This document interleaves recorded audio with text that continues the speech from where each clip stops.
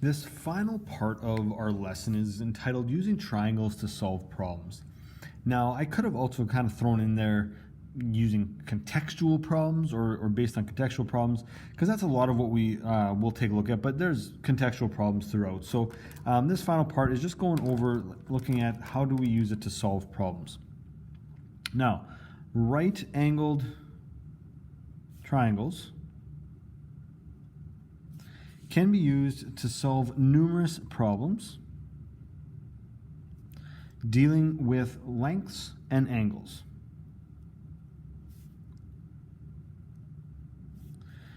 Of different objects and areas. Using the trig functions or the trigonometric functions to solve problems, dealing only with right-angled triangles. So we only deal with right-angled triangles. Just something that has a little right angle symbol there in the corner. Now let's remember these are our three ratios: sine theta, cos theta, and tan theta. It's very important that those are the ones that we're using and we understand how to use them. We could also use Pythagorean Theorem as well, and we'll get into that in just a little bit. Now, if we're asked to solve a triangle, we might want to ask or to find all the missing pieces of that triangle. Now you'll notice here that there are two things that we're given. We're given the side length and we're given an angle. Okay, so that's the information that we're given there, the numbers that we're given. But we do actually also know this angle. That's a 90-degree angle, so we already know that piece to the puzzle as well. So there are always 6 pieces of information on every single right-angle triangle. There are 3 angles, one of which is always 90 degrees. There are 3 sides. At least one will always be given. And so those are the 6 pieces of information that we have in every single triangle. 3 angles, 3 sides. We'll always be given the 90-degree angle, and we may be given another angle, depending on the question that we have. There are 3 side lengths. You will always be given at least one side length, maybe a second one. And then you may be asked to find the third side length, or it might not be necessary at all. Now to solve for each piece of our puzzle here, well, sorry, let's just go through this really quickly here. Let's label it as A, B, C, and so this will be length BC, this is length AC, and this is length AB. Those are our 6 pieces, 3 side lengths, 3 angles. To solve for this triangle here, okay, we have a few different tools that we could use. We could use our trig functions, and that'll be sine, cos, and tan. So we could use sine, cos, and tan to solve based on the information that we have. We could also use Pythagorean Theorem.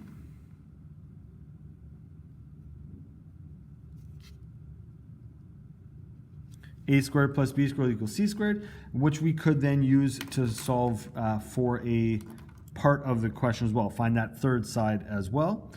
And we can also recognize or remember that the total angles of a triangle is equal to 180 degrees.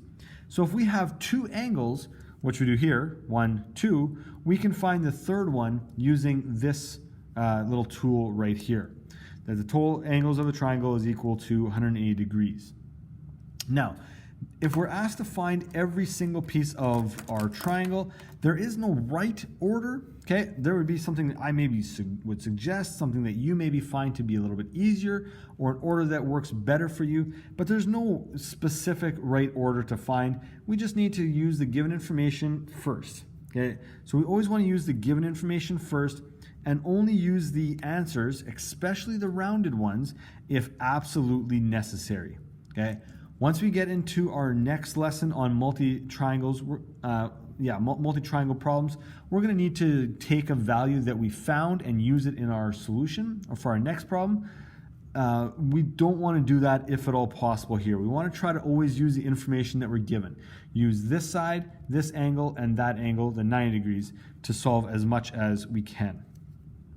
So here's the pieces that we know in this case here. We have angle A which is unknown right now. So that's empty. Angle B is at 90 degrees. Angle C is equal to 55 degrees. Then we have side length AB, which we know to be 21.2 meters. Side length BC, we do not know yet, that is empty. And side length AC is also empty right now. We do not know what that side length is. All right, and that was off the screen. So in this case here, 6 pieces of information, 3 angles, 3 sides.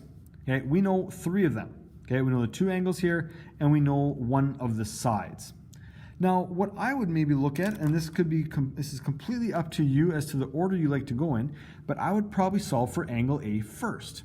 Okay, we have 2 angles, so to find the third one, so this is for angle A, we do 180 degrees minus 90 degrees minus 55 degrees, and that is going to equal to, well, you can use a calculator for that, 180 minus 90 minus 55, 35 degrees.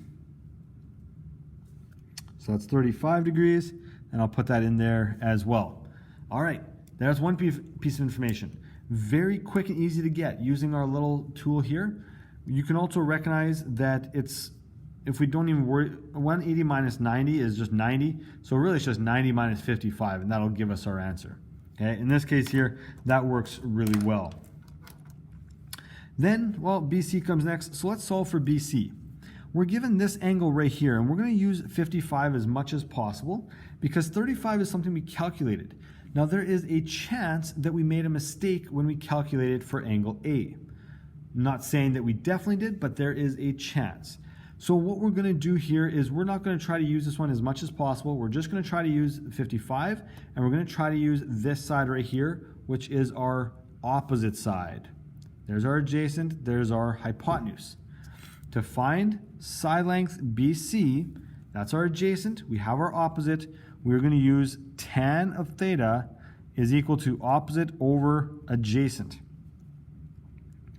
Tan of 55 degrees is equal to 21.2 meters over the adjacent.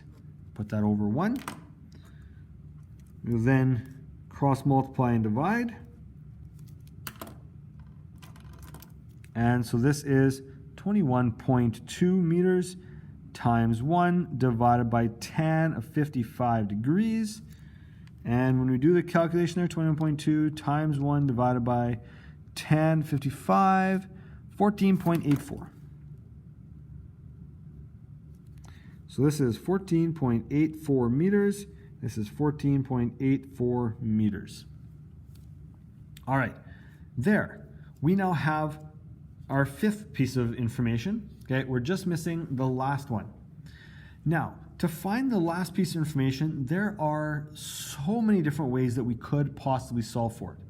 One of the ways is by using the 2 sides and Pythagorean Theorem to come up with the third side. It's one way. Second way is we can use the opposite and the angle to find the hypotenuse, or we could use the adjacent and the angle to find the hypotenuse. Now, only one of those ways, and there's actually other ways as well, but only one of those ways is really truly as accurate as it possibly can be, and that is using the opposite and the angle. Using the adjacent side, this is a rounded answer. If we look here, the answer is rounded. We did not take every single decimal place. So we want to try to use the opposite side and the angle as much as possible. So what that means is that then to find line segment AC, we are going to use sine of theta, which is opposite over hypotenuse, because we're trying to find the hypotenuse and we have the opposite. And so that means that sine of 55 degrees is equal to 21.2 meters over our hypotenuse, which we do not know. Make that over 1. Cross multiply, divide, equals, and we have 21.2 meters times 1 divided by sine of 55 degrees is equal to 21.2 times 1 divided by sine 55, 25.88 meters. Put that up there, 25.88 meters, 25.88 meters. Okay, now I've done a lot of work here. I've done a lot of calculations, but now we know all 6 pieces in our triangle. Now, like I said, we want to maybe try to keep things as accurate as possible. So I'm just going to go really quickly through and look at Pythagorean Theorem here. 14.84 squared. Take the square root. Oops, square that again, sorry. 25.88. We would have gotten about the same answer, slightly different with our calculations. Okay, but we would have gotten a very similar answer had to use Pythagorean Theorem. But again, we're dealing with some smaller numbers. As the numbers get bigger, the variance and the errors could definitely be bigger as well. Please follow along to the next video where I'll be going through a couple more examples. And in this case, I believe we're using more contextual problems.